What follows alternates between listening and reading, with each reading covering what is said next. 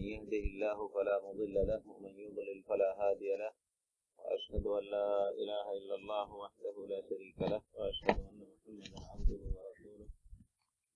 أما بعد فإن خير الحديث كتاب الله وخير الهدي هدي محمد صلى الله عليه وسلم وشر الأمور محدثاتها وكل محدثة بدعة وكل بدعة ضلالة وكل ضلالة في النار.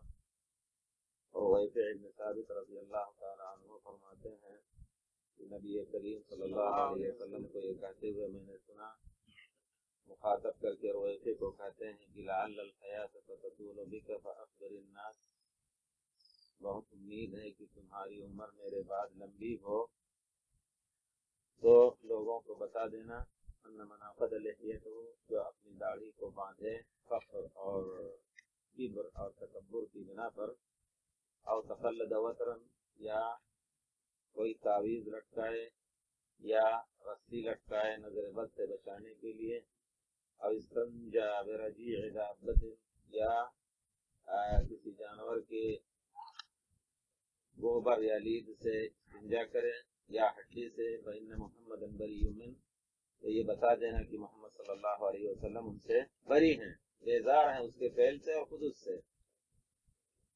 اس سے معلوم ہوتا ہے کہ آدمی کو اول تو کبر جو ہے اللہ تعالیٰ کی چادر ہے، اس کو کھینچنا، اللہ تعالیٰ کو غصہ کرنا ہے۔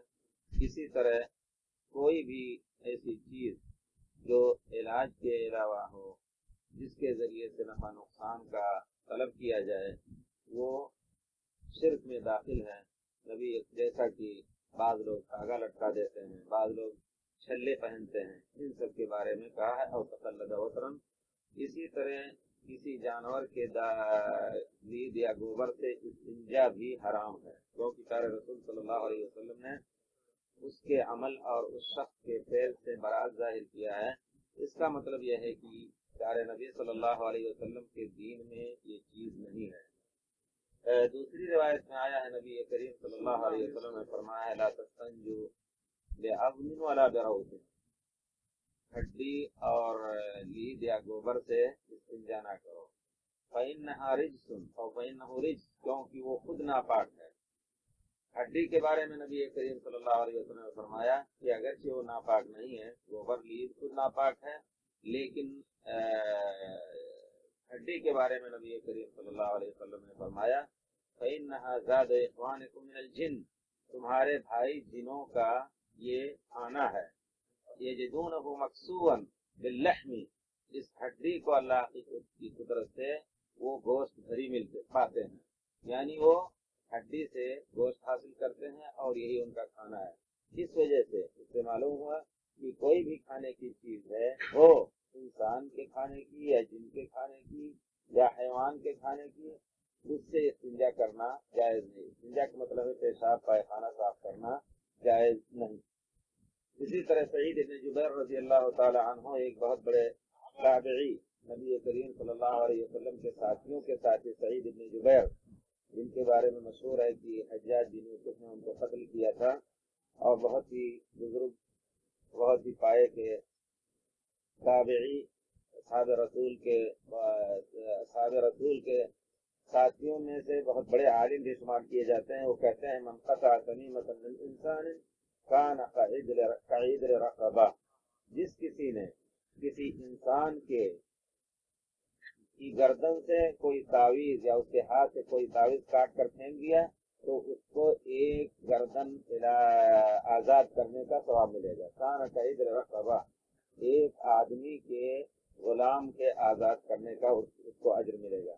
اس کا مطلب یہ ہے کہ صحابہ کرام، نبی کریم صلی اللہ علیہ وسلم اور صحابہ کرام اور تابعین اعظام خیر القرون میں تعویذ کو برا سمجھتے تھے، کسی قسم کی بھی ہو، آؤ قرآن کریم ہی سے لکھ کر کے لٹکائی گئی ہو یا اور کسی چیز سے، اس کو جائز نہیں سمجھتے تھے۔ اسی وجہ سے انہوں نے کہا کہ جو شخص اس کو کاٹ کر کے پھینک دے گا، اس کو ایک گردن ایک مسلمان کے آزاد کرنے کا اجر ملے گا۔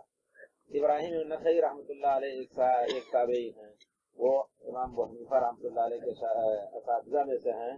وہ کہتے ہیں کانوا یکرہون التمائم کلھا، جب प्यारे रसूल के साथियों के साथी यानी ताबई जब ये कहें कान यकरहून, कौन लोग मकरूह समझते थे हर किस्म के तमाम को, वो लोग मकरूह समझते थे हर किस्म के तमाम को, हर किस्म की तावीज को।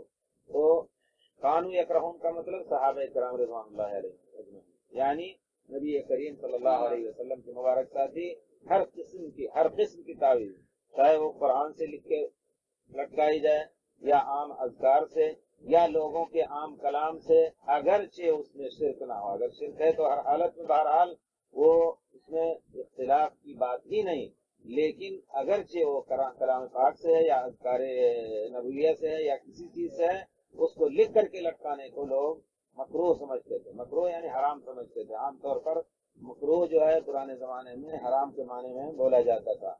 मिन अल कुरान वगैर अल कुरान, उनका कहना यह है कि हाँ वो कुरान से लिख करके तावीज लटकाई जाए या गैर कुरान से। इस वजह से बहरहाल तावीज जो है ये एक मरगूब शरई चीज नहीं है, बचना चाहिए।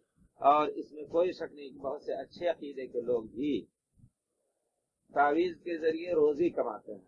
हकीकत यह है कि ठीक है, झाड़ फूंक के जरिए से अगर किसी शख्स को, एक मसले के तौर पर यह है कि रुकिया करना, झाड़ फूंक करना, कुरान के जरिए से दम करना और प्यारे रसूल के आसार, प्यारे रसूल की दुआओं से दम करना, ये जायज है, इसमें कोई शक नहीं। दम करना, फूंकना किसी शख्स के ऊपर, इसके जवाब में कोई शुबहा नहीं। अगर कोई शख्स इसके बदले अपना वक्त इसमें बहरहाल खपाता है, दूसरे रोजी के दूसरे काम नहीं कर सकता है, तो उसको उस हद तक लेना लोगों से जायज है कि जिससे उसकी रोजी, उसके बच्चों की रोजी चल सके, क्योंकि वो लोगों को नफा पहुंचाता है। उसको भी चाहिए कि लोगों से अपने हाजात जरूरियात की ले ले, इसके बारे में इंशाअल्लाह खिलाफ नहीं होना चाहिए। रहा ये कि इसको दुकान बना लेना और इसको बहुत ही बड़े पैमाने पर, ये चीज हर जमाने में उलमा ने इसको बुरा कहा है। अगर कोई शख्स हस्बे जरूरत ले रहा है, अगर अल्लाह ताला ने उसको उसके माल में, उसकी रोजी में दूसरे तरफ से बरकत दी है, तो उसको उसके लेने की जायज नहीं है उसके लिए लेना, क्योंकि मजबूरी के वक्त जबकि आदमी और कोई काम नहीं कर सकता है, अपना वक्त इसी में सर्व कर रहा है, तो उसको माकूल हद तक जो अपनी रोजी मुतवस्सित दर्जे की हासिल कर सकता है उससे लेना जायज है। लेकिन तावीज गंडे के जरिए से, जैसा कि तावीज खासतौर पर कुरान वगैरह की बना करके लोग लेते हैं और पैसे लेते हैं और उसकी खास कीमतें हैं, इतने इस किस्म की होगी या इस मर्ज की होगी तो इतना लेंगे, ये बहरहाल नाजायज है। इस किस्म के लोगों के पास जाना नहीं चाहिए और उन लोगों को चाहिए अल्लाह से डर करके कि ये चीज जिसको सहाबा किराम और नबी करीम सल्लल्लाहु अलैहि वसल्लम ने नहीं किया उसको नहीं करना चाहिए। तावीज किसी किस्म की हो, और अगर शिर्क की तावीज है तो कतन वो आदमी बहरहाल और ही गुनाहगार है, और शिर्क जो है वो अल्लाह ताला उसको कभी नहीं बख्शेगा। इसी तरह एक मसला है किसी दरख्त से या किसी पत्थर वगैरह से तबर्रुक हासिल करना, किसी कब्र से तबर्रुक हासिल करना। तबर्रुक का लफ्ज़ तो हम लोग बहुत कुछ इस्तेमाल करते हैं आमतौर पर, कहते हैं तबर्रुक के लिए आप हमें अपने हाथ से एक लुकमा दे दीजिए, ऐसा भी होता है। ये चीजें बहरहाल कुछ ऐसी हैं कि जो बोलने में भी मना की जा सकती है कि ऐसी बात नहीं कहनी चाहिए, और उसको किया जा रहा है तो उसको भी मना किया जाएगा, क्योंकि वो न बोलने के लिए वो बोलने की हद तक न जायज है और न करने की हद तक। मसलन ये जो कहा जाता है, बहुत से लोग ऐसे होते हैं कहीं दावत वगैरह पे जाओ तो अब वो बेचारे मोहब्बत के नाम से या किस नाम से साथ बैठ के खाना खाते होते हैं, कहते आप अपने हाथ से हमें एक लुकमा दे दीजिए। क्या मतलब है इससे? कोई मतलब नहीं है, इसका कोई मकसद नहीं, सिर्फ ये कि फला की जात से बरकत हासिल करना चाहते हैं। बरकत के माने यानी ज्यादती खैर। अब वो ज्यादती खैर हर शख्स के साथ जायज नहीं। नबी करीम सल्लल्लाहु अलैहि वसल्लम की मुबारक जात थी कि आपकी जात से, आपके थूक से, आपके पसीने से बरकत हासिल की जा सकती थी, की जाती थी। और सहाबा किराम रिज़वानुल्लाहि अलैहिम अजमईन, आपका थूक मुबारक जमीन पर नहीं गिरने पाता था, लोग उसको लेकर के अपने हाथों पर मलते थे, जैसा कि बयान हदीस शरीफ में और सही आदेश में बुखारी शरीफ वगैरह में है। इसी तरह हजरत उम्मे सुलैम थी, प्यारे रसूल सल्लल्लाहु अलैहि वसल्लम की उन्होंने दावत दी, کھانا کھانے کے بعد نبی کریم صلی اللہ علیہ وسلم نے قیلولہ فرمایا، اور بچھونا کیا تھا؟ چمڑے کا بچھونا تھا، چمڑے کا بچھونا تھا۔ گرمی کے دن تھے، نبی کریم صلی اللہ علیہ وسلم آرام فرما رہے تھے۔ اس حالت میں آپ کے جسم مبارک پر چادر تھی، چادر ہٹ گئی اور جسم مبارک سے پسینہ ٹپک کر کے چمڑے پر جمع ہو گیا۔ حضرت ام سلیم پہنچی اور پیارے رسول صلی اللہ علیہ وسلم کے جسم سے نکلا ہوا پسینہ شیشی میں گارورا میں جمع کر رہی تھی۔ نبی کریم صلی اللہ علیہ وسلم کی نیند کھلی تو کہتے ہیں، نبی کریم صلی اللہ علیہ وسلم فرماتے ہیں کہ کیا کر رہے ہو؟ انہوں نے کہا اللہ کے رسول، یہ خوشبو جو ہے آپ کے پسینے کی، ہم اپنے عام خوشبو ملا کر کے خوشبو کے طور پر استعمال کرنا چاہتے ہیں۔ اس میں کوئی شک نہیں، پیارے رسول صلی اللہ علیہ وسلم کی ذات مبارک سے تبرک حاصل کرنا مشروع تھا اور صحابہ نے اس کو کیا۔ اس کے علاوہ کسی کی ذات سے، کسی کے پسینے سے، کسی کے تھوک سے، کسی کے سانس سے تبرک حاصل کرنا، یعنی خیر کی امید رکھنا یا خیر حاصل کرنے کے لیے اس کا ہاتھ چومنا، اس کا پیر چومنا، یہ قطعاً حرام ہے، اس میں کوئی شک نہیں۔ کیونکہ نبی کریم صلی اللہ علیہ وسلم کے بعد پیارے رسول صلی اللہ علیہ وسلم کے صحابہ کرام میں حضرت ابو بکر سب سے افضل، حضرت عمر اس کے بعد، حضرت عثمان رضی اللہ تعالیٰ عنہ کا درجہ ان کے بعد، حضرت علی کا درجہ ان کے بعد، لیکن کسی کے ساتھ صحابہ کرام نے یہ معاملہ، یہ سلوک نہیں کیا۔ اگر تبرک حاصل کرنے کے نام سے تبرک حاصل کرنے کے نام سے اگر کوئی چیز کی تو ایک دوسرے سے دعا طلب کرتے تھے۔ نبی کریم صلی اللہ علیہ وسلم کا وصال ہو جاتا ہے، حضرت عمر فاروق رضی اللہ تعالی عنہ کے زمانے میں بہت بڑا قحط پڑتا ہے، اور ایسا قحط پڑا کہ پانی وغیرہ بھی نہیں ملتا تھا آسانی سے۔ اس کو عام الرمادہ، یعنی زمین جو ہے راکھ کی طرح اڑنے لگی تھی، عام الرمادہ کہا جاتا تھا۔ حضرت عمر رضی اللہ تعالی عنہ نے سنت کے مطابق استسقاء کا حکم دیا لوگوں کو کہ نکلو اور استسقاء کی نماز پڑھی جائے اور دعا کی جائے۔ جب نکلے تو کہتے ہیں حضرت عباس پیارے رسول صلی اللہ علیہ وسلم کے چچا کو لا کر کے کہتے ہیں، اے اللہ رب العزت، جب تیرے رسول ہمارے درمیان تھے تو تیرے رسول کے ذریعے سے ہم دعا طلب کرتے تھے، پانی طلب کرتے تھے، بارش طلب کرتے تھے۔ اب پیارے رسول ہم میں نہیں رہے، آپ کے چچا کے ذریعے سے ہم پانی طلب کر رہے ہیں، بارش طلب کر رہے ہیں۔ اس کے بعد انہوں نے فرمایا کہ دعا فرمائیے۔ حضرت عباس رضی اللہ تعالیٰ عنہ پیارے رسول کے چچا نے دعا فرمائی اور بارش نازل ہوئی۔ اس فعل سے حضرت عمر رضی اللہ تعالیٰ عنہ، جن کے بارے میں نبی کریم صلی اللہ علیہ وسلم نے فرمایا ہے، علیکم بسنتی و سنت الخلفاء الراشدین المہدیین، میری سنت کو دانت سے پکڑ لو، میرے خلفاء راشدین کی سنت کو پکڑ لو۔ حضرت عمر رضی اللہ تعالیٰ عنہ کی سنت سے بہت مسائل معلوم ہوتے ہیں۔ سب سے بڑا مسئلہ یہ کہ نبی کریم صلی اللہ علیہ وسلم کا وصال ہوا، آپ کی وفات ہوئی، لیکن امت میں کچھ لوگ ایسے بھی ہیں جو آپ کی وفات کا انکار کر رہے ہیں۔ یہ بھی قرآن کا انکار ہے۔ اللہ رب العزت فرماتے ہیں، وما محمد الا رسول قد خلت من قبله الرسل افإن مات أو قتل انقلبتم على أعقابكم۔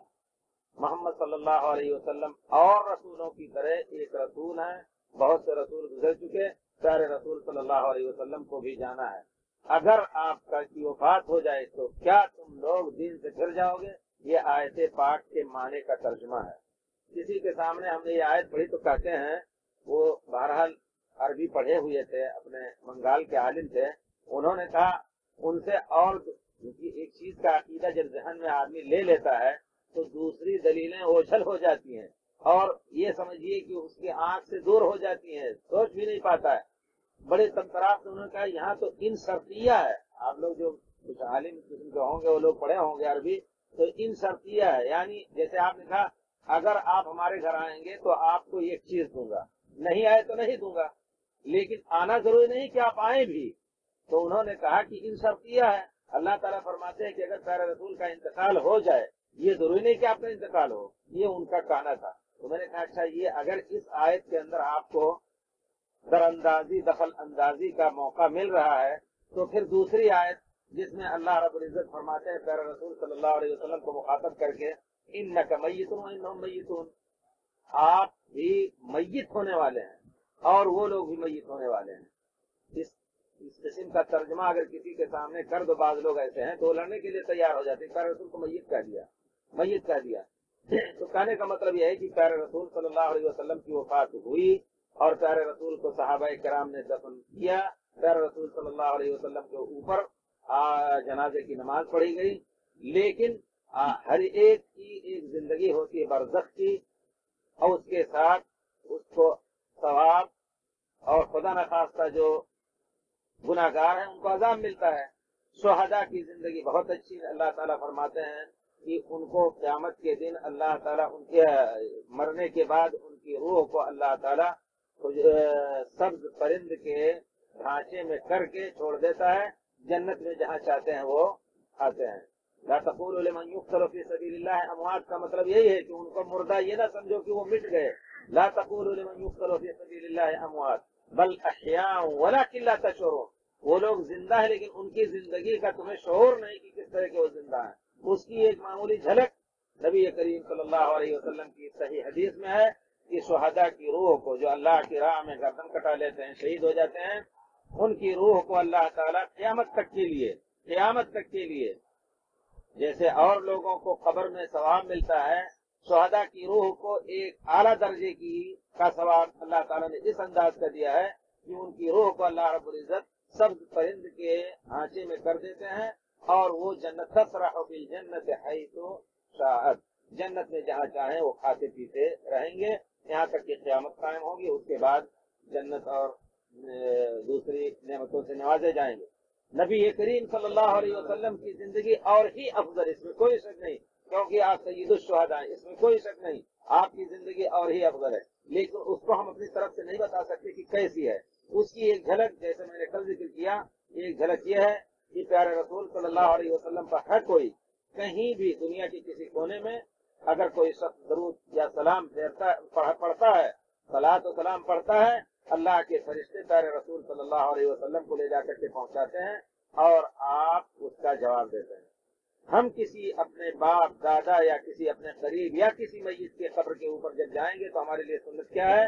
السلام علیکم یا اہل القبور انا انشاءاللہ بکم لاحقون، ہم سلام کہیں گے، لیکن عام میت کے بارے میں یہ نہیں آیا کہ وہ سنتے بھی ہیں یا اللہ تعالیٰ فرشتوں کے ذریعے سے ان کو پہنچاتے ہیں ہمارا سلام، پھر وہ جواب دیتے ہیں۔ لیکن پیارے رسول صلی اللہ علیہ وسلم کی اس مبارک زندگی کی جو برزخی زندگی ہے، موت کے بعد وہ سب سے اچھی زندگی، اس کی ایک جھلک یہ بھی ہے۔ تو کہنے کا مطلب یہ ہے کہ حضرت عمر رضی اللہ تعالیٰ عنہ پورے صحابہ کے سامنے اعلان کر رہے ہیں، کہتے ہیں جب پیارے رسول ہم میں تھے تو ہم ان کے ذریعے سے بارش طلب کرتے تھے، آج ہم میں نہیں ہے۔ لوگ کہتے ہیں کہ نہیں، حاضر و ناظر، نبی کریم صلی اللہ علیہ وسلم حاضر و ناظر ہیں۔ حاضر کا مطلب ہے کہ آپ کی اس مجلس میں بھی حاضر ہیں، ناظر کا مطلب آپ کو دیکھ بھی رہے ہیں، آپ کی باتیں سن بھی رہے ہیں۔ بہت بڑا برا عقیدہ ہے، اس میں کوئی شک نہیں۔ قرآن کا انکار، سنت کا انکار، ائمہ کرام کے اقوال کا انکار، اجماع امت کا انکار۔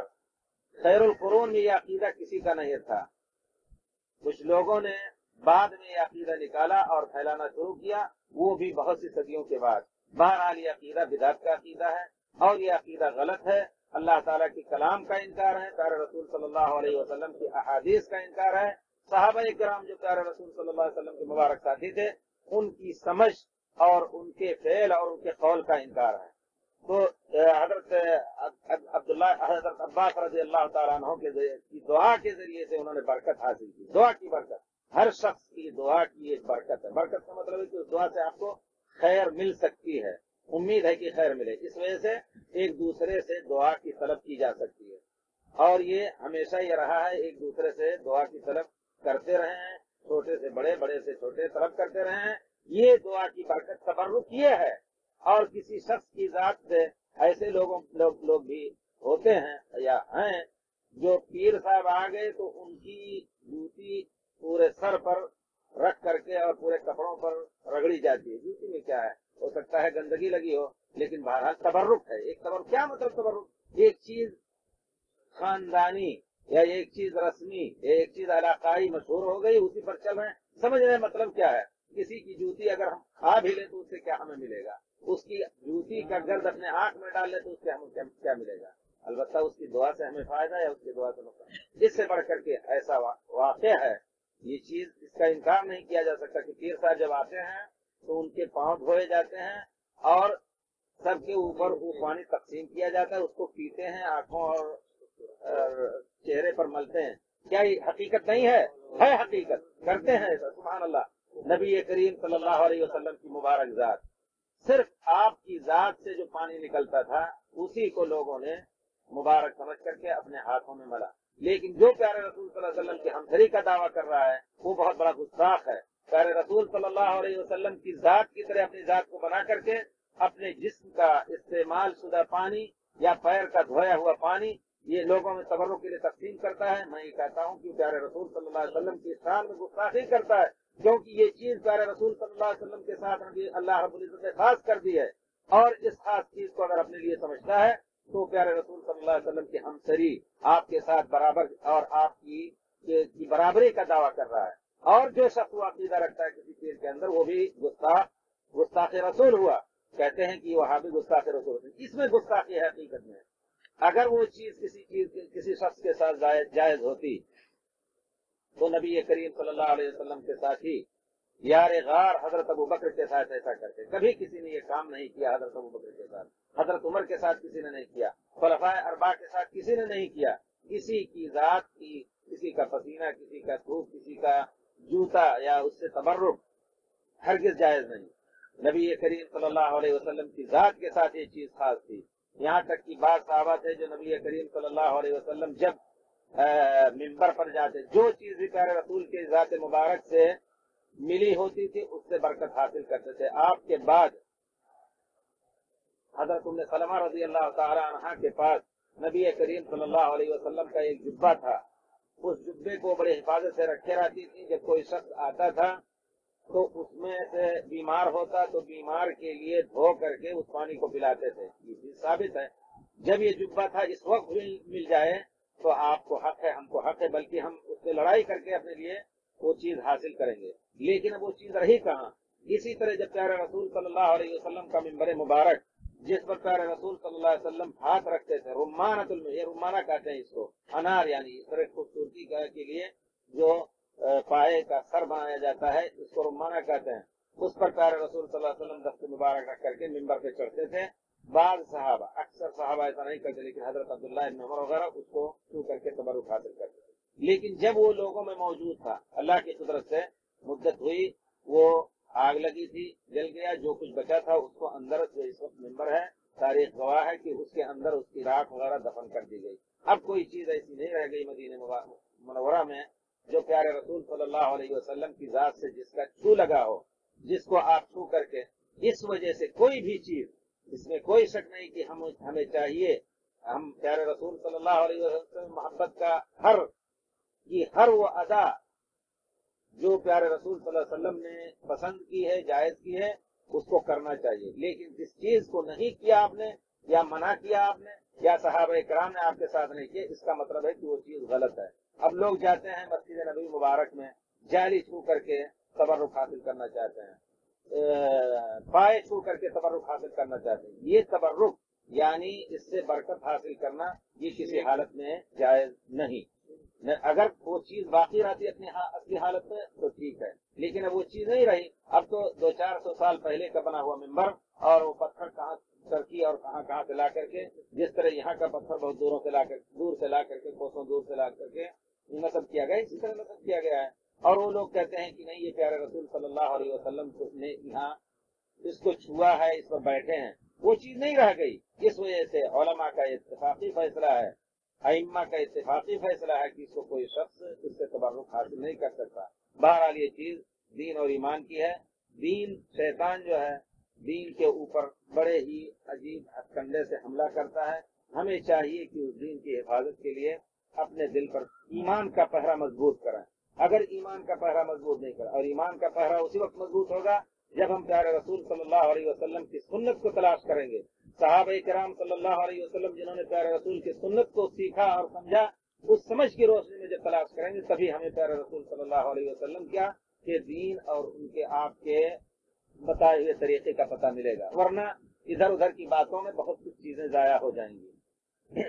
اس سے بڑھ کر کے اگر کوئی شخص देखिए प्यारे रसूल सल्लल्लाहु अलैहि वसल्लम की ज़ात मुबारक, आपसे मस्जिद मुबारक, उसके बारे में उलमा का फैसला है कि पत्थर छू करके आप तबर्रुक हासिल नहीं कर सकते। यहाँ तक कि काबे के बारे में सिवाय हजर असवद के और किसी चीज का चूमना जायज नहीं है। आप अगर दूसरे तरफ चूम रहे हैं तो उलमा ने उसको गलत कहा यकीनन, सिवाय बजुज संग असवद के, बजुज संग असवद और क्या है कि वो मुस्लिम साहब का एक बहुत अच्छी किताब है मुस्लिम साहब की, दीवान गुलशन हिदायत। हकीकत में बहुत बड़ी तौहीद का ये फलंदा है, समझ लीजिए। किताब छोटी है लेकिन पूरी तौहीद उसमें भरी हुई है। उसमें साफ उन्होंने लिखा है कि संग असवद के अलावा किसी और चीज को छू करके बरकत हासिल करना प्यारे रसूल सल्लल्लाहु अलैहि वसल्लम ने उसको जायज नहीं किया है।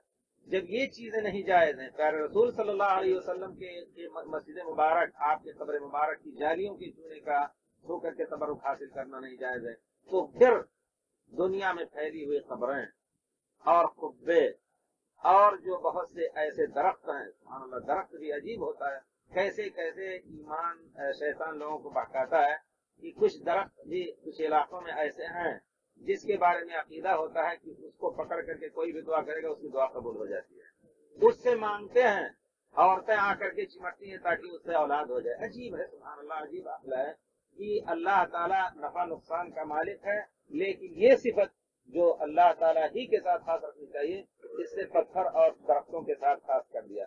पुराने जमाने में भी ये तो कुफारे कुरैश इसका काम ही यही था, 360 बुत पूजते थे और उज़्ज़ा, लात, ये सब दरख्त थे या पत्थर थे, उनको पूजते थे वो लोग। उसी के को रद्द करने के लिए 1300 साल तक 13 साल तक नबी करीम सल्लल्लाहु अलैहि वसल्लम पर तौहीद की आयतें नाजिल हुई और तौहीद ही की दावत आपने 13 साल तक दी। उसके बाद मदीना मुनव्वरा जब गए हैं तो दूसरे अहकाम नाजिल हुए। 13, 10, 23 साल में 13 साल, 10 साल अहकाम पूरे दीन के और बाकी 13 साल तक सिर्फ तौहीद की दावत ही पर नबी करीम सल्लल्लाहु अलैहि वसल्लम को तैनात किया गया और आपने अपना ये मुबारक वक्त सिर्फ तौहीद के फैलाने में खर्च किया। छोटी से छोटी और बड़ी से बड़ी चीज पर कुरान ने तंबीह की लोगों को। अल्लाह ताला फरमाते हैं, अफरअयतुमुल लात वल उज़्ज़ा व मनात अस्सालिसतल उखरा, ये बताओ कि लात और उज़्ज़ा जिनको तुम पूछते हो या उनको नफा नुकसान का मालिक समझते हो, इसी तरह मनात, ये तुम्हें क्या फायदा पहुंचाते हैं? अल्लाह ही सब कुछ फायदा देने वाला है। इसी तरह अबू वाक़िद लैसी रज़ियल्लाहु ताला अन्हु फरमाते हैं, खरजना मा रसूलिल्लाह सल्लल्लाहु अलैहि वसल्लम इला हुनैन, नबी करीम सल्लल्लाहु अलैहि वसल्लम के साथ हम लोग हुनैन की तरफ निकले।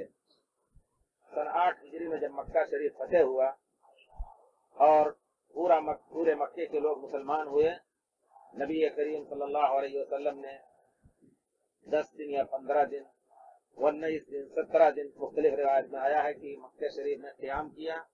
जब पूरे हालात ठीक हो गए और प्यारे रसूल के तरीके के मुताबिक फलां को मुअज्जिन मुकर्रर कर दिया, फलां को मुअल्लिम, फलां को इमाम, सब कुछ करके फिर उसके बाद आप हुनैन की जंग के लिए निकले।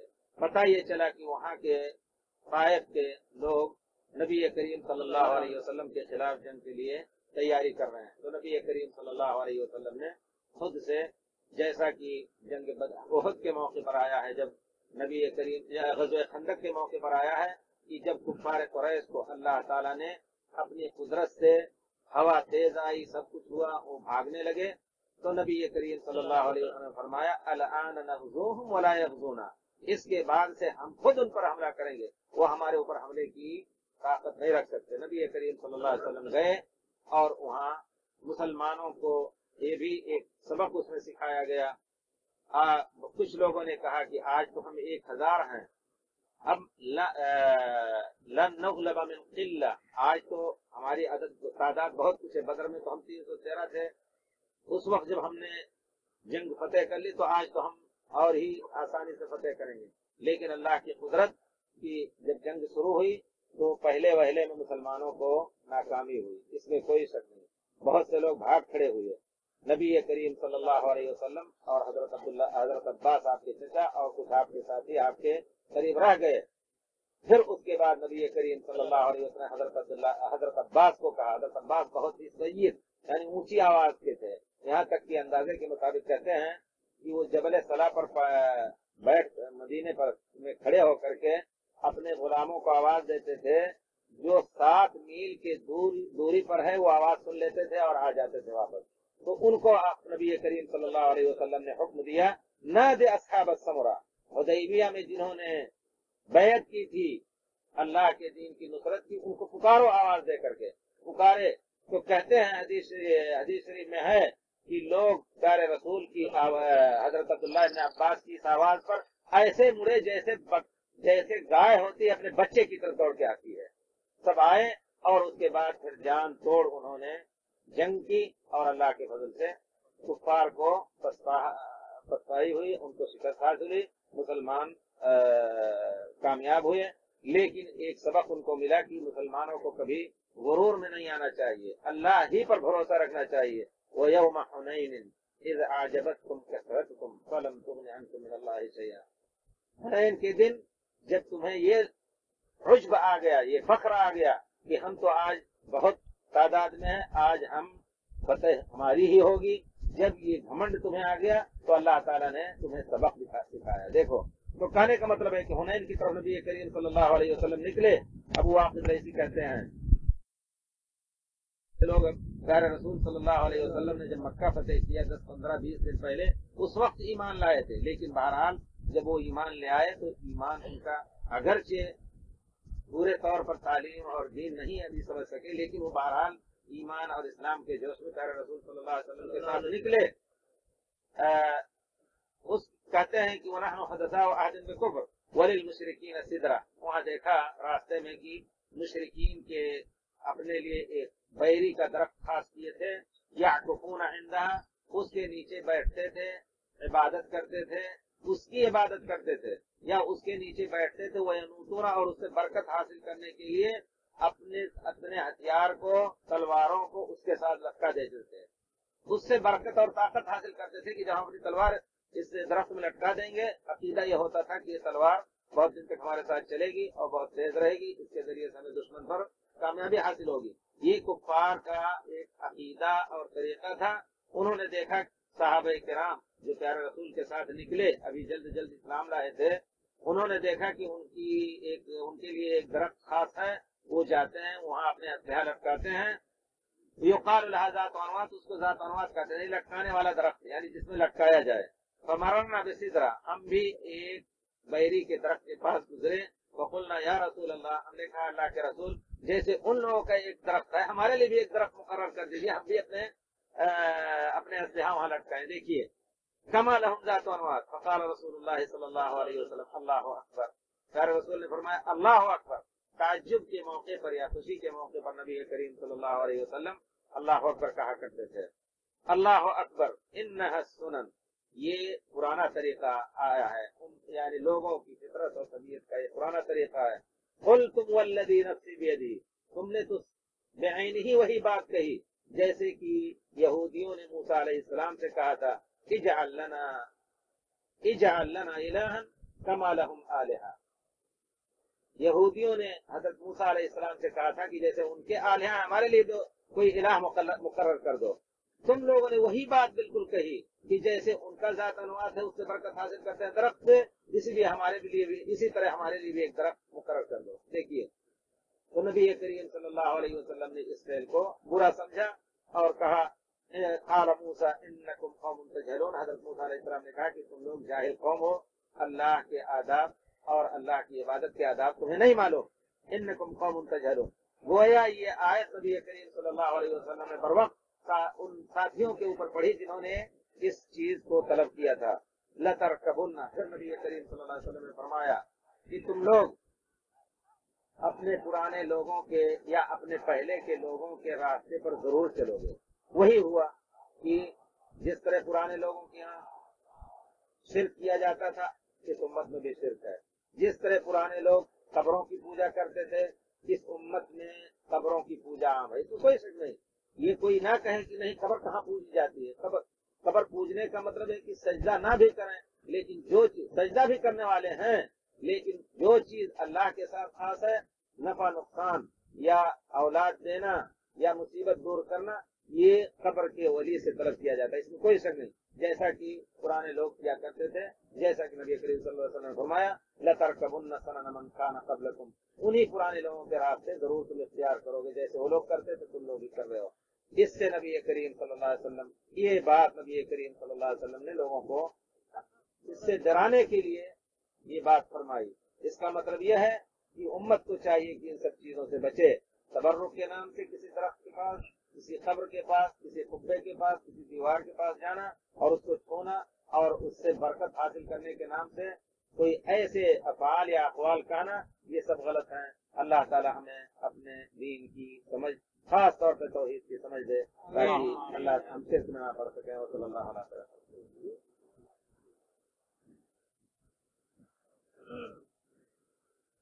سوال کیا ہے کسی بھائی نے، سنا ہے کہ یہاں سب کھانا جھٹکے کا ہوتا ہے۔ سب کھانا نہ کہیے، یعنی ذبیحہ جو ہے جھٹکے کا ہوتا ہے، کیا مطلب؟ یعنی یہاں جو ذبح ہوتا ہے، یا شاید آپ کے ذہن میں یہ بات ہو کہ باہر سے جو گوشت آتا ہے وہ جھٹکے کا ہوتا ہے۔ باہر سے گوشت پاکستان سے بھی آتا ہے، انڈیا سے بھی آتا ہے، دبئی سے بھی آتا ہے، اور دوسرے ملکوں سے، یورپ کے ملک سے بھی آتا ہے۔ کیا یہ کھانا حلال ہے؟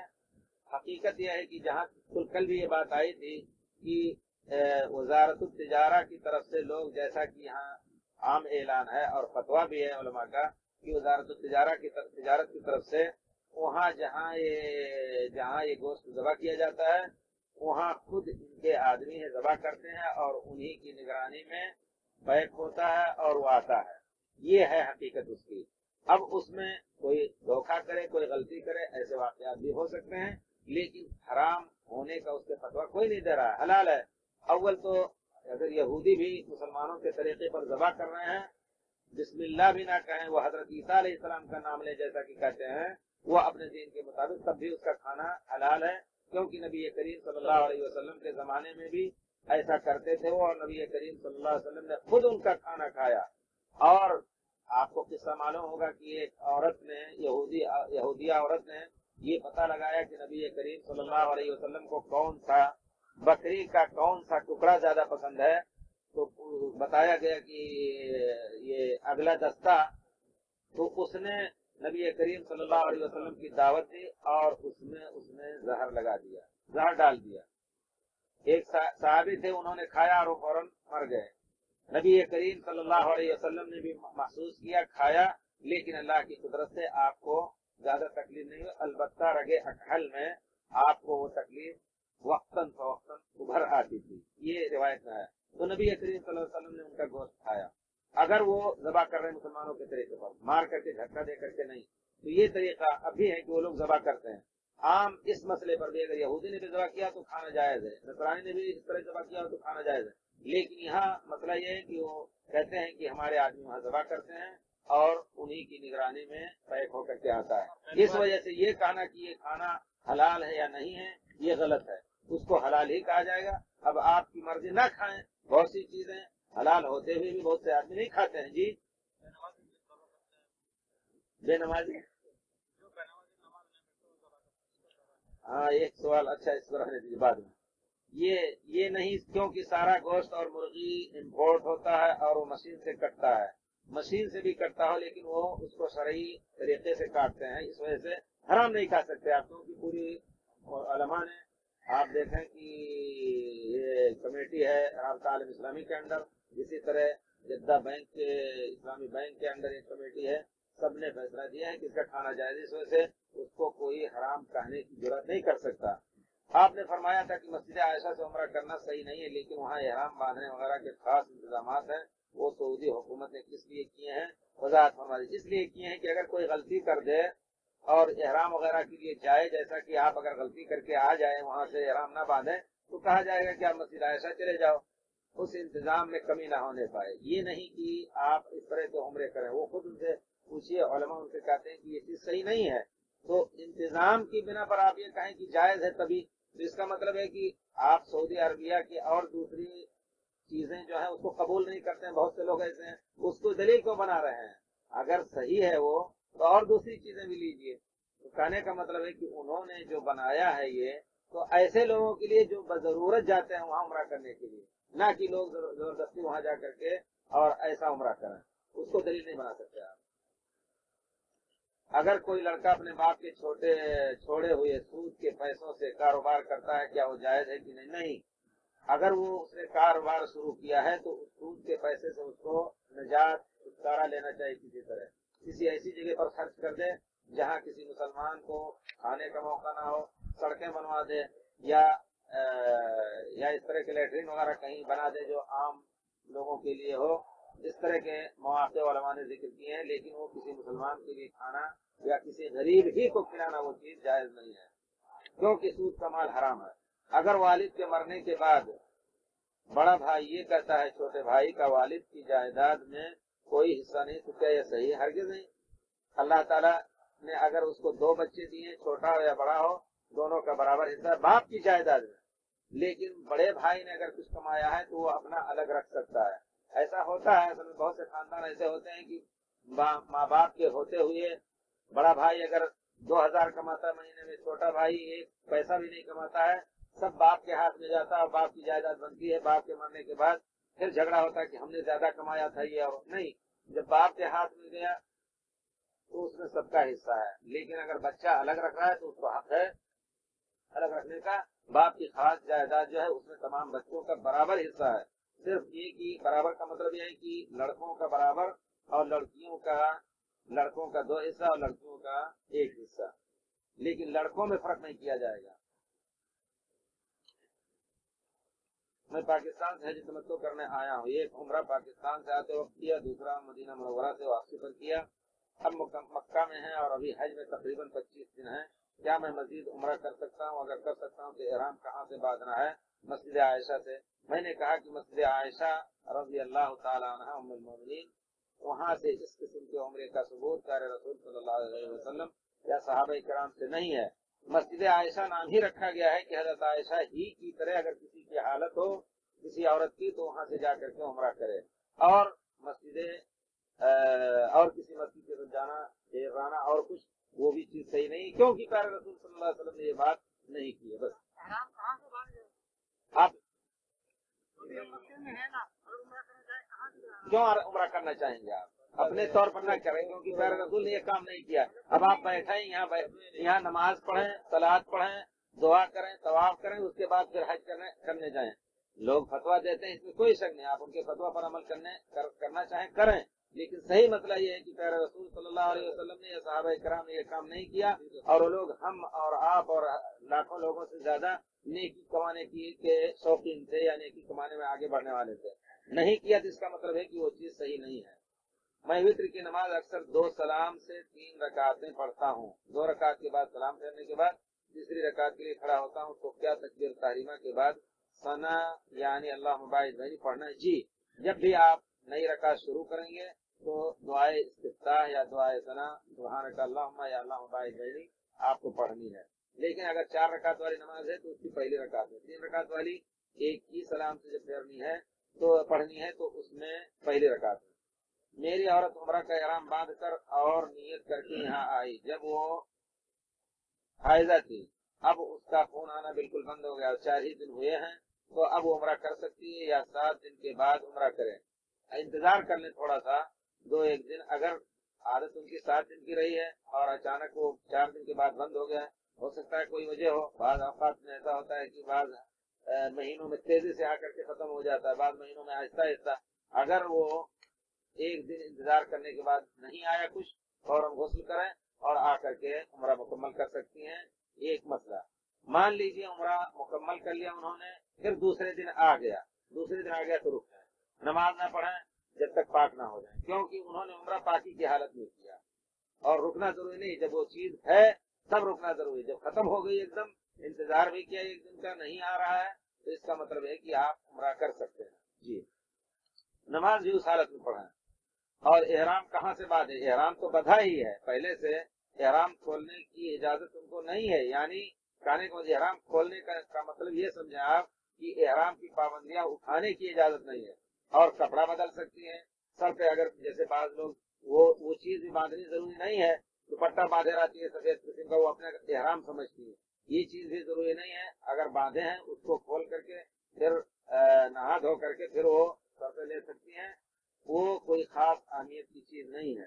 یعنی یہ کہ نیت یا احرام کے آداب سے نکلے نا، جو چیز ممنوعات ہیں اس میں وہ رہیں، اور پھر اپنے گھر ہی سے جہاں ٹھہری ہیں وہاں سے غسل کر کے آ کر کے طواف کریں. تنعیم وغیرہ جانے کی ضرورت نہیں ہے، بلکہ جانا مشروع بھی نہیں ہے. میں نے نفلی طواف کیا، دوران طواف حجر اسود کا بوسہ نہ لے سکا. طواف پورا کرنے کے بعد 2 رکعت نماز بھی پڑھ لیا، لیکن بعد میں کوشش کرنے پر موقع ہاتھ لگا اور بوسہ خوب اچھی طرح لیا. تو کیا طواف پھر سے کرنا ضروری نہیں؟ بوسہ زبردستی گھس کر کے لوگوں کو تکلیف دے کر کے اور خود تکلیف اٹھا کر کے یہ چیز منع، اس چیز کو نبی کریم صلی اللہ علیہ وسلم نے منع کیا ہے. اس وجہ سے آپ نے جو کوشش کی اس کوشش کو سراہیں گے نہیں ہم لوگ، کیونکہ پیارے رسول صلی اللہ علیہ وسلم نے حضرت عمر کو کہا کہ تم طاقتور آدمی ہو، دیکھو لوگوں کو بھیڑ میں گھس کر کے تکلیف دے کر کے بوسہ کے لیے نہیں جانا. اس وجہ سے ہر آدمی اپنے کو پیارے رسول صلی اللہ علیہ وسلم کے اس قول کا مخاطب سمجھے. جب نہیں پہنچ رہا ہے آسانی سے تو دور سے اشارہ کر لے، وہی کافی ہے، بلکہ وہی سنت ہے. اس کے خلاف آپ کریں گے. بہت سے لوگ دیکھا جاتا ہے بہت بری حالت میں خود جاتے ہیں اور عورتوں کو لے جاتے ہیں، بہرحال بہت ہی غلط کام ہو جاتا ہے. اس وجہ سے اسے دور رہنا چاہیے. عمرہ حج طواف سب کچھ مکمل ہوتا ہے بغیر حجر اسود کو چھوئے ہوئے. نہیں پہنچ رہے ہیں اشارہ کر کے گزر جائیں. نہیں، ہاتھ اگر پہنچ جائے حجر اسود پر تو چومیں. آپ کے ہاتھ میں اگر کوئی لاٹھی ہے وہ بھی پہنچ جائے، کسی کے ہاتھ میں نہ لگنے کا خطرہ اور کچھ، تو اس کا کونا چوم سکتے ہیں. جو چیز نہیں پہنچی اشارہ صرف کیا تو چومنا صحیح نہیں ہے. ایک ہاتھ سے استلام کرنا ہے، ایک ہاتھ سے اشارہ کرنا ہے جی. اور شروع جب کریں گے آپ تو بسم اللہ اللہ اکبر، اور وہ بھی پیارے رسول صلی اللہ علیہ وسلم کی سنت جیسا کہ منقول ہے صرف اللہ اکبر. حضرت عبداللہ ابن عمر بسم اللہ اللہ اکبر کہہ کے شروع کرتے تھے. بسم اللہ اللہ اکبر کہہ کے شروع کریں، اور باقی اصوات اور پھیروں میں آپ اللہ اکبر کہیں، اللہ اکبر کہہ کے گزریں. کیا اپنی اور لوگوں کی طرف سے حضور کے روزے پر سلام بھیجا جا سکتا ہے؟ اپنا آپ 1000 مرتبہ، بلکہ یہ بہت بڑی اچھی چیز ہے کہ جب وہاں جائیں تو آپ پیارے رسول صلی اللہ علیہ وسلم کے قبر مبارک، روزہ اصل میں ایک اصطلاح نکل چکی ہے. روزہ کا معنی کچھ اور ہے، قبر مبارک کچھ اور ہے. تو یہاں مراد روزہ ہے یعنی قبر مبارک. وہاں آپ سلام اپنے اور درود ادب سے پڑھیں، لیکن بہت ہی ادب کی جا ہے. وہاں بے ادبی نہ ہونے پائے، یعنی پیارے رسول صلی اللہ علیہ وسلم سے خود کوئی چیز نہ مانگے، کیونکہ پیارے رسول صلی اللہ علیہ وسلم نے اس کو سختی سے منع کیا ہے. یا علماء نے یہاں تک نہیں برداشت کیا، جو پرانے ائمہ ہیں انہوں نے کہا ہے کہ جب کسی شخص کو دعا پڑھ لینے، درود اور سلام پڑھ لینے کے بعد دعا کرنی ہو تو قبلہ رو ہو کر کے دعا کرے، قبر مبارک کی طرف ہو کر کے دعا نہ کرے. تو یہ بھی چیز ہمیں یاد رکھنی چاہیے. بہرحال جذبات میں نہیں آنا چاہیے، کیونکہ جو چیز پیارے رسول صلی اللہ علیہ وسلم کو ناپسند تھی اس کو کر کے ہمیں نبی کریم صلی اللہ علیہ وسلم کو تکلیف نہیں دینا ہے. یہ ہے تو اپنے سلام کا، لیکن دوسرے کا سلام پہنچانے کا جواز اس طرح کا نہیں ہے. آپ اس کو کہیں اس شخص کو کہ خود وہاں سے پاکستان سے یا کہیں بھی دنیا کے کونے میں بیٹھ کر کے وہ درود سلام پڑھیں. اللہ کے مقدس فرشتے، معصوم فرشتے انشاءاللہ ان کے درود سلام کو لا کر کے پیارے رسول صلی اللہ علیہ وسلم کے پیش کریں گے. لوگ کہتے ہیں کہ کسی نے سلام کہنے کو کہا تو یہ ان کی طرف سے نہ بھیجنے والا گناہ گار ہوگا. نہیں، گناہ گار ہوگا. جو چیز مشروع نہیں ہے اگر اس کو نہیں کر رہے ہیں آپ تو آپ گناہ گار نہیں، بلکہ آپ کو ثواب ملے گا. ان کو سمجھا دیجیے کہ بھائی یہ بات تھی، ہم نے پوچھا اور لوگوں نے بتایا کہ یہ صحیح نہیں ہے، آپ کو درود سلام یہاں سے بھیجیں، انشاءاللہ آپ کا پہنچے گا. السلام علیکم. عرض ہے کہ 15 ذی الحجہ کو کنکری مار کر حجامت کرا کر قربانی کر کے 10 ذی الحجہ یا 15 ذی الحجہ، اچھا 10 ذی الحجہ بڑے اس میں لکھا ہے. 10 ذی الحجہ کو کنکری مار کر حجامت کرا کے قربانی کر کے اور مکہ آ کر طواف صحیح کرنا لازم ہے. کیا طواف و صحیح 12-13 ذی الحجہ کو مینا سے واپسی کے بعد نہیں کر سکتے؟ لازم نہیں ہے کہ آپ اسی دن سب کچھ مکمل کر لیں، لیکن اگر ہو پائے تو پیارے رسول صلی اللہ علیہ وسلم نے ایک ہی دن میں سب کیا ہے. اگر آسانی سے ہو جائے تو سب ایک دن کر لیں، اگر نہیں کر سکے تو آگے پیچھے کر سکتے ہیں، اس میں کوئی شک نہیں. بلکہ 12-13 ذی الحجہ کو اگر نہیں آ سکے تو 12-13 ذی الحجہ کو واپس آ کر کے کر سکتے ہیں. اس کی کوئی تعین نہیں ہے انشاءاللہ، اس میں کوئی گناہ نہیں، نہ کوئی دم ہے آپ کے اوپر. 10-11 ذی الحجہ کو طواف صحیح کر کے واپس مینا جاتے ہیں تو مینا میں اپنا ٹھکانا پڑاؤ گم ہو جاتا نہیں، یہ بہانہ نہ کیجیے، کوشش کیجیے پہنچنے کی، انشاءاللہ پہنچیں گے آپ، اپنا وہ رکھیں۔ یعنی گویا کہنا یہ چاہتے ہیں کہ اگر ہم 10/11 کو آئیں گے حج طواف نہیں کرنے تو پھر اپنے ڈیرے پہ نہیں پہنچ سکتے، خیمے پہ نہیں پہنچ سکتے۔ آپ پتہ رکھیں، اللہ کا فضل ہے کہ آج کل دنیا پڑھی لکھی بہت کچھ ہو گئی ہے، آپ کے ساتھیوں میں اگر ہم نہیں پڑھے ہیں تو بہت سے لوگ پڑھے رہیں گے، ان کے ساتھ ہو کر کے آپ بہرحال پتہ لگا کر کے چلنے کی کوشش کریں۔ اللہ کے ہاں بیت اللہ کا زیادہ عزت ہے یا کہ مسلمان کی جو زیادہ ہے؟ آپ نے ایک حدیث کے بارے میں پوچھا، ایک حدیث شریف ہے کہ اللہ تعالیٰ کی یہاں ایک مسلمان کی عزت جو ہے کعبہ شریف کی حرمت سے زیادہ بڑھ کر کے ہے۔ اس کو اکرام مسلم، تعظیم مسلم کے باب میں ذکر کیا جاتا ہے، اور حقیقت یہ ہے کہ مسلمان کو ستانا یا کسی پڑوس کو ستانا یا کسی مسلمان دور سے دور کا مسلمان ہو، اگر وہ قریبی ہے تو گناہ اور بڑھ جائے گا، پڑوسی ہے گناہ بڑھ جائے گا۔ تو بہرحال اللہ کے ہاں مسلمان کی عزت کعبہ شریف کی حرمت سے بھی زیادہ، جیسا کہ حدیث شریف میں آیا ہے۔ ہم نے 2 عمرے کیے، ایک اپنے ملک سے آتے ہوئے اور دوسرا مدینہ منورہ سے آنے کے بعد۔ بہت اچھا، یہ میقات سے گزر رہے ہیں آپ نے عمرہ کیا، صحیح کیا۔ اب اپنی رہائش سے آتے ہوئے راستے میں یا حرم پاک میں تلبیہ پڑھنا چاہیے یا نہیں؟ تلبیہ کے بارے میں، عمرہ آپ احرام باندھ کر کے آئے تو جب آپ حجر اسود کے سامنے پہنچ جائیں گے تو تلبیہ کا ٹائم ختم ہو گیا۔ قطع النبی لما وصل النبی صلی اللہ علیہ وسلم لما بدا النبی صلی اللہ علیہ وسلم طواف قطع التلبیہ، پیارے رسول صلی اللہ علیہ وسلم نے جب طواف شروع کیا تو تلبیہ ختم کر دیا، اس کے ساتھ آپ دوسرے اذکار پڑھتے رہے، تلبیہ ختم ہو گیا، اس کے بعد عام اذکار آپ کرتے رہیں، پھر جب آپ احرام باندھیں گے پھر تلبیہ شروع ہوگا اور اس وقت تک ختم نہیں ہوگا تلبیہ، اور دوسرے اذکار کا وقت رہے گا جب تک آپ بڑے جمرہ کو کنکری نہ مار لیں گے۔ وہاں جب بڑے جمرہ کو نبی کریم صلی اللہ علیہ وسلم نے 10 تاریخ کو کنکری ماری تو تلبیہ آپ نے ختم کر دیا۔ دوسرا ذکر کرتے رہے جو عید کا ذکر ہوتا ہے، اللہ اکبر اللہ اکبر لا الہ الا اللہ واللہ اکبر اللہ اکبر وللہ الحمد، 13 ذی الحجہ تک۔ 13 ذی الحجہ کے بعد بھی اس خاص ذکر کا وقت ختم ہو جاتا ہے، اسے آپ ذکر کریں، وہ منع نہیں ہے کہ اس کو نہ یاد کریں، لیکن یہ خاص ذکر کا اہتمام جو ہے 13 ذی الحجہ تک۔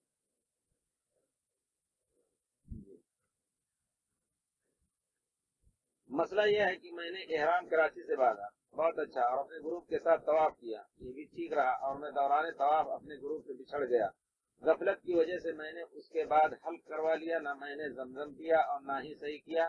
آپ سے درخواست ہے کہ میں اپنا عمرہ جو کہ حج تمتع کا حصہ تھا کیسے ادا کروں؟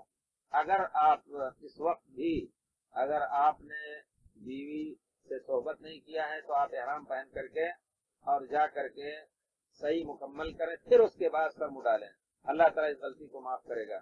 اور اگر صحبت ہوئی ہے پھر بھی کام وہی کرنا ہے آپ کو، آپ اگر اس طرح کا ہوا ہے تو آپ کو قربانی دینی ہوگی، لیکن کام وہی کرنا ہے صحیح کر کے، اور حج حلق پھر سے کرنا ہے، وہ جو آپ نے پہلے حلق کیا ہے اس کی کوئی حیثیت نہیں رہی۔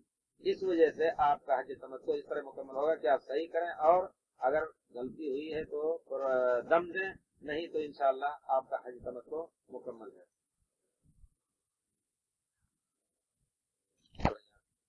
یا نئے جو کہ حج تمتع کا حصہ کیسے ادا کروں؟ کیا دم واجب ہے؟ دم واجب ہوگا، یا دوبارہ نئے سرے سے عمرہ ادا کرنا ہوگا؟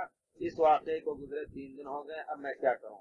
اگر وہی تفصیل ہم نے بتائی کہ آپ کو دوسرا عمرہ یا تنعیم وغیرہ جانے کی ضرورت نہیں ہے، آپ اس طرح کریں کہ ابھی جا کر کے احرام پہن کر کے اور پھر صحیح مکمل کر لیں، اس کے بعد پھر آپ سر مڈالیں، اگر بھول کے کیا ہے، اگر بیوی کے ساتھ صحبت ہوئی ہے تو قربانی بھی دم بھی دینا ہوگا۔ حیض کے دنوں میں عورت کے لیے کیا حکم ہے؟ عام دنوں میں عورت کے لیے حکم ہے کہ نہ نماز پڑھے گی نہ روزہ رکھے گی، نماز کی قضا نہیں ہے، روزے کی قضا کرے گی، اور باقی مسائل تو آپ جانتے ہیں کہ بہرحال حج عمرہ طواف کے بارے میں اور حرم شریف میں مسجد نبوی میں داخلے پر مکمل تفصیلات یہ ہیں کہ مکمل پابندی، حرم شریف اور مسجد نبوی میں داخلے پر مکمل پابندی، دور رہ سکتی ہیں، صفا مروہ میں آ سکتے ہیں کیونکہ وہ حرم پاک کا حصہ نہیں شمار کیا گیا ہے، البتہ حج اور عمرہ کے وقت میقات پر گزرتے ہوئے اس حالت میں ان को गुस्ल करके एहराम बांध लेना है, लब्बैक पुकारना है, जिक्र का अज़कार करते रहना है, और एहराम की दूसरी पाबंदियां खुशबू वगैरह ना लगाने वाली वो अपने ऊपर बरतेंगी। इसी तरह तवाफ भी नहीं कर सकती खतान। हज के लिए जब निकलेंगी तो यही शक्ल होगी, जाएंगी जब पाक हो जाएंगी फिर तवाफ और सही करेंगी। फर्ज नमाज के दौरान तवाफ वाली औरतें मर्दों के शाना बशाना नमाज पढ़ना शुरू कर देती हैं, कहने पर भी नहीं मान जाती। उसी में मर्द हजरात की नमाज हो जाए, ऐसे में मर्द हजरात की नमाज हो जाती है।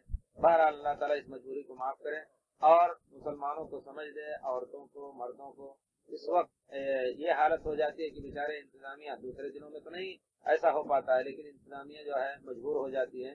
तो कम से कम हमको सोचना चाहिए, लोगों को काम करना चाहिए। औरतें वक्त से थोड़ा पहले वो सीखते रहते हैं बेचारे औरतों को निकालने के, लेकिन वो सीख करके इधर उधर भागती रहती हैं, अपना मुकम्मल कर लेती है, तभी निकलती हैं। अल्लाह ताला कबूल करेगा इंशाअल्लाह, लेकिन ये है कि आप दीन ईमान को महफूज रखें।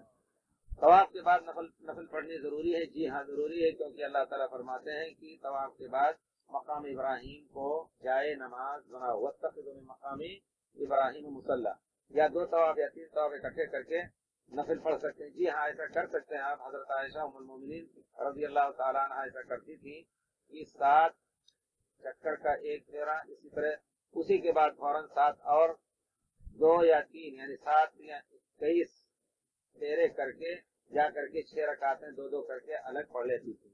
ये भी आप कर सकते हैं इंशाल्लाह। आब ज़मज़म पीना जरूरी नहीं है, लेकिन सुन्नत के मुताबिक जब आदमी उम्रा करके आता है, नबी करीम सल्लल्लाहु अलैहि वसल्लम जब तवाफ से फारिग हुए और फिर मकाम इब्राहिम पर गए, वहां से नमाज पढ़ी आपने, वहां पर नमाज पढ़ी, वहां से फारिग होकर के आपने ज़मज़म पिया। तो सुन्नत के मुताबिक ये भी हो ले तो अच्छा है, और अगर किसी ने नहीं किया तो उसको उम्रे में कोई कमी नहीं इंशाअल्लाह। ये नमाज का वक्त, हाँ आप ये कहना चाहते हैं कि मना का वक्त है, यानी असर के बाद से मगरिब का के दरमियान, फजर के बाद से तुलुए शम्स के दरमियान, या दोपहर के दरमियान। तो अर्ज यह है कि मक्का शरीफ की खास खुसूसियत है कि इसमें मना का वक्त नहीं है, कोई वक्त नहीं मना का, क्योंकि प्यारे रसूल सल्लल्लाहु अलैहि वसल्लम ने फरमाया, बनी अब्द मनाफ कबीले को कहा किया, बनी अब्द मनाफ इज़ा कान लकुम मिनल अम्रि शै, तुम्हारे हाथ में काबे का तौलियत हो, फला तमनउ अहदन ताफ बिहाज़ल बैत व सल्ला फी अय्यति साअतिन शाअ मिन लैलिन अव नहार। तुम्हारे हाथ में काबे की कुंजी आए या काबे का इंतजाम इंसराम आए, तो कोई शख्स किसी वक्त रात या दिन के किसी टाइम भी नमाज या नमाज पढ़नी चाहे, तवाफ करना चाहे, तो उसको रोको नहीं। इससे मालूम होता है कि ये मक्के शरीफ की खुसूसियत है। वैसे आपको इख्तियार है कि आप ना पढ़ करके इंतजार करके मगरिब के बाद भी पढ़ सकते हैं, कोई हर्ज नहीं। बाद सहाबा ने वक्ती तौर पर ऐसा किया, जरूरत के तहत। हजरत उमर रजी अल्लाह ताला ने तवाफ किया, उसके बाद फिर कहा कि चलो लोग निकले, ज़ुतवा में उतरे, वहां आपने 2 रकात नमाज पढ़ी। ये भी आप कर सकते हैं। ये भी याद रखना चाहिए कि मकाम इब्राहिम पर भीड़ के दिनों में आप नमाज भी इत्मीनान से नहीं पढ़ सकते। इस वजह से कहीं भी, वही मैंने बताया कि हजरत उमर ने जाकर के जी सुबह जो इस झरवल का इलाका है, शहर में है, वहां जाकर के आपने 2 रकात तवाफ की पढ़ी। तो होना ये चाहिए कि दूर से दूर हो करके लोगों से, भीड़ से, इस नमाज में खुशू चाहिए, इत्मीनान चाहिए। वहां घेर करके किसी को पढ़ाने का ये भी जायज नहीं, क्योंकि वो तवाफ के लिए है और तवाफ वालों का हक पहले है। बहरहाल ये चीज गलत हो जाती है, जाकर के वहाँ धक्का खा करके नमाज पढ़, दूर कहीं भी पढ़ लें। इसके बारे में उलमा का फैसला है कि ये सलात सही है। तवाफ के अलावा नवाफिल क्या मतलब, यानी ममनू वक्त में, वही मैंने कहा कि जब मक्का शरीफ में कोई ममनू वक्त नहीं रहा, मक्का शरीफ में नहीं बल्कि हरम शरीफ में कोई ममनू वक्त नहीं रहा, तो फिर किसी वक्त भी आप कोई नमाज भी पढ़ सकते हैं। जैसा कि जनाजे की नमाज के बारे में उलमा ने पुराने जमाने में से मक्के में पढ़ी जाती थी, आप तारीख देखें, ये असर के बाद मिला करके जनाजे की नमाज यहाँ पढ़ते थे। इस्तिस्का के बारे में आया है, कुसूफ सूरज ग्रहण की नमाज भी उस वक्त पढ़ी है लोगों ने, ये तारीख में भी आया है और ये फतवा भी है कि क्योंकि किसी नमाज का सबब, अव्वल तो आप ये देखें, हम ये कहते हैं कि चारों मज़ाहिब हक हैं, तो इमाम शाफी रहमतुल्लाह अलैह का ये कहना है कि जिस किसी नमाज का सबब हो, जिस किसी नमाज का सबब हो उसको अदा करना।